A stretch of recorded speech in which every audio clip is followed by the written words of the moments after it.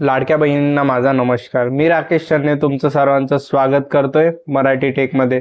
तर आज आपण बघणार आहे लाडक्या बहिणींना काही प्रश्न पडलेत, त्या प्रश्नांचे आपण उत्तर जाणून घेणार आहे व मी काही महत्त्वाच्या गोष्टी सांगणार आहे. ते पूर्ण समजून घेण्यासाठी व्हिडिओला शेवटपर्यंत पहा. तर चला व्हिडिओला सुरुवात करूया. प्रथम भरपूर जणांना पडलेला प्रश्न म्हणजेच ई-केवायसी करणं हे गरजेचं आहे का? तर होय, ई-केवायसी करणं हे फार गरजेचं आहे. कारण जर तुम्ही ई-केवायसी करणार नाही तर तुमचे जे लाभ मिळतोय, जो पैसा मिळतोय तो बंद होऊन जाणार. आणि जर तुम्हाला लाडक्या बहिणीचा लाभ नाही घ्यायचा असेल तरी तुम्ही ई-केवायसी नाही केलं तरी चालून जाईल. परंतु ज्यांना लाभ घ्यायचा आहे त्यांनी जर ही ई-केवायसी केली नाही तर तुमचा पैसा बंद होऊन जाणार. नंबर 2, ई-केवायसी साठी लागणारे कागदपत्रे व डॉक्युमेंट.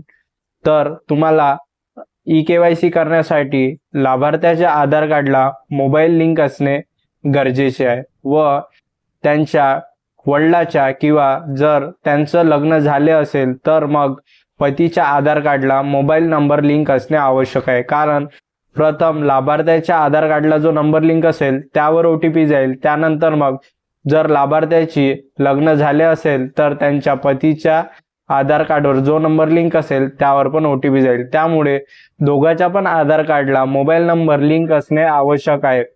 आणि जर नंबर लिंक नसेल तर तुम्ही आधार केंद्रामध्ये जाऊन लवकरात लवकर आधार कार्डवर मोबाईल नंबर लिंक करून घ्या.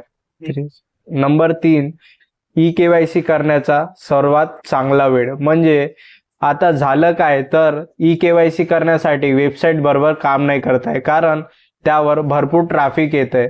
त्यामुळे ई-केवायसी करण्यासाठी तुम्हाला सगळ्यात बेस्ट वेळ म्हणजेच गोल्डन आवर म्हणजेच तुम्हाला रात्रीच्या 2, 2:30, 3 वाजता करून बघायचं आहे. हा वेळी तुम्ही करून बघाल तर 100% तुमची ई-केवायसी होऊन जाणार. नंबर 4 म्हणजेच सर्वात महत्त्वाची गोष्ट म्हणजेच ई-केवायसीची शेवटची तारीख, ते म्हणजे 18 नोव्हेंबर 2025. यामध्ये वाढ होणार, परंतु तात्पुरतं सध्या काहीच तारीख आलेली नाही. यामुळे तुम्ही ग्राह्य पकडा की 18 नोव्हेंबर 2025 हेच लास्ट तारीख आहे. जर तुम्हाला व्हिडिओ आवडला असेल तर यूट्यूब चॅनलला सबस्क्राईब करा व सपोर्ट करा. जय हिंद, जय महाराष्ट्र.